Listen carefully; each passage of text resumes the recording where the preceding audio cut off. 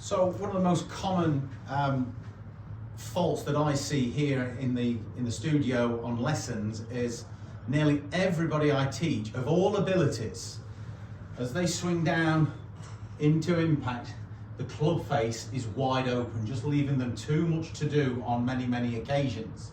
And that's going to cause a lot of slicing, hitting behind the golf ball. Even for your better player who's got faster hands trying to recover, they're going to hit a lot of thin shots, they're going to hit a lot of toe shots, create hooks.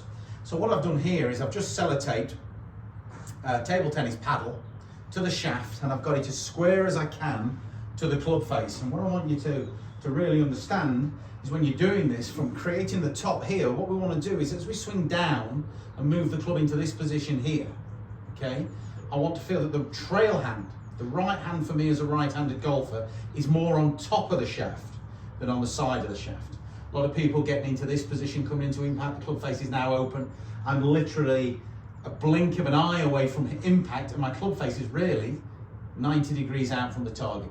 And all of a sudden now I've got to start to try and manipulate it, throw the hands at it. And as soon as I start to throw those hands at it, the club face is going that way, the left wrist is moving into this bent position, I'm adding loft, all kinds of problems. So what we want to have the feeling of is going back, moving from here, from P1 to P2, and all of a sudden you can see that that club face is a little bit toe over. That's nice and square. My trail hand is a little bit on top. I've not gone to this position. I've kept it here. Then I can create the top. And then as I swing down, I'm going to do the same thing. I'm going to get this right hand here. It's almost as if I had a dustbin lid in my hand. And I'm going to put it on the dustbin here. I'm going to put it down. I'm not going to pull this way. I'm not going to try and get the elbow too far in front of me. The palm then going this way, creating this open face.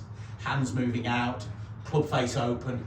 Shaft moving this way, and then I'm going to have to really manipulate it. Good player from there tries to try and flick it away from him. Your less able player falls back. Neither way is going to be as consistent as we need. So it's feeling that from here we can create this position. Hand down, you can see where the red face on the paddle is pointing, getting to the top, and then as I'm moving to here, I'm going to do the same thing. Now the club face is much squarer. All I need to do is keep my body moving, returning it to square, getting through the shot. So that's a really good little visual aid. You don't need to really sellotape it to that. I could have just used some kind of racket. Table tennis is ideal because it's got the red face and you can really see it, but I can do the same thing with a tennis racket. I can take my setup and I can feel I'm going this way. I'm not manipulating the face. I'm just allowing myself to just move from position number 1, which is address, position number 2 to here, then get to the top. And then as I come down, I don't want this. This is where we start to get a little bit dangerous. I'm standing up, as you can see, I'm losing the angles. Racket face or club face is open, and then I'm going to have to try and do something. So I'm going to get to the top. Feel I've got this movement. Right arm's working very differently.